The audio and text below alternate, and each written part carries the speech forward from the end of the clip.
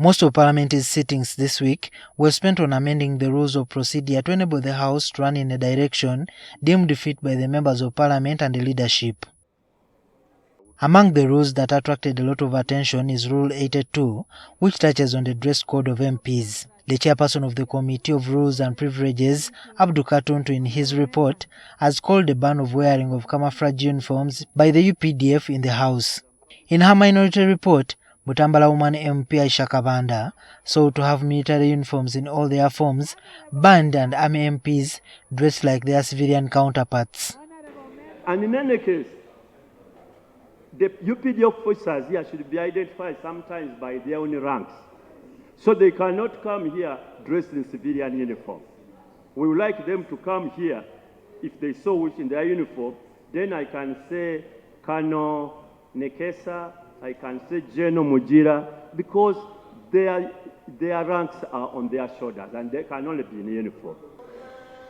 However, we have one exception, which we are proposing, that our UPDF officer should not put combat uniform when they are in the House. They must door. Right Honorable Speaker, to me and to many of us, do not understand the variance of those military attires. The military attire is a military attire. To us, this is a civilian space. Military attires are very intimidating. Actually, the peeps my colleague is arguing for, that's important that we get to see the peeps. Actually, that intimidates people more. It is not the other Madoa. That is the one we are saying we don't want. But this one, this is like the one we put on in Chankwans. However, Katuntu argues that the UPDF MP's existence in the Parliament is constitutional and their identity cannot be done away with. One, the membership of the UPDF in this House is constitutional. Nobody should think that this rule in any way touches the status of members of the UPDF in this House. The only identifier is uniform. Now the detail of what uniform is suitable for this environment is what we are talking about. I agree the camouflage uniform is for combat. How else can you identify us? I therefore wish to associate myself with the recommendations of the committee that we put on this uniform, but we are discouraged from putting on the combat, and we are going to sort it out as a caucus chair. The House also banned the wearing of African attire, including Kaunda suits, in Parliament. The UPDF have been accepted. The other side has been accepted. Then you chase away the African wear. I'm smart in right now.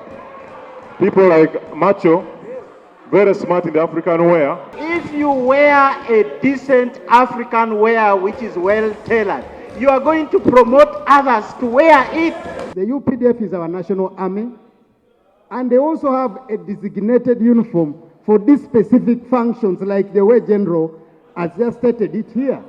So for us to come here and begin imputing and trying to compare an African wear with a back cloth, it is for the betterment of this country that when you go to Ugandan Parliament, the decency in the Ugandan Parliament, and I am telling you, Honorable Macho, much as you're my friend, I will not allow that.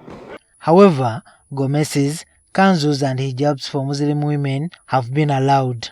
So that a member attending House or committee meeting who does not adhere to the dress code prescribed in Sub-Rule 1 shall be cited for being out of order. Right Honorable Speaker, I would also request that we insert in a member attending House physically and virtually. We have a hijab for religious aspect. We have a kanzu with a trouser inside. Don't come without a trouser. And a coat. The other rules barred a debate on the president's conduct unless a motion has been presented on the floor of Parliament. The new rules will also bar MPs from leaking committee reports to the public before they are tabled on the floor of Parliament, a matter seen as a gross misconduct as well as damaging parliamentary property, fighting within the precincts of Parliament. Infringements in this regard will attract heavy punishments. Juma Kiria, NTV.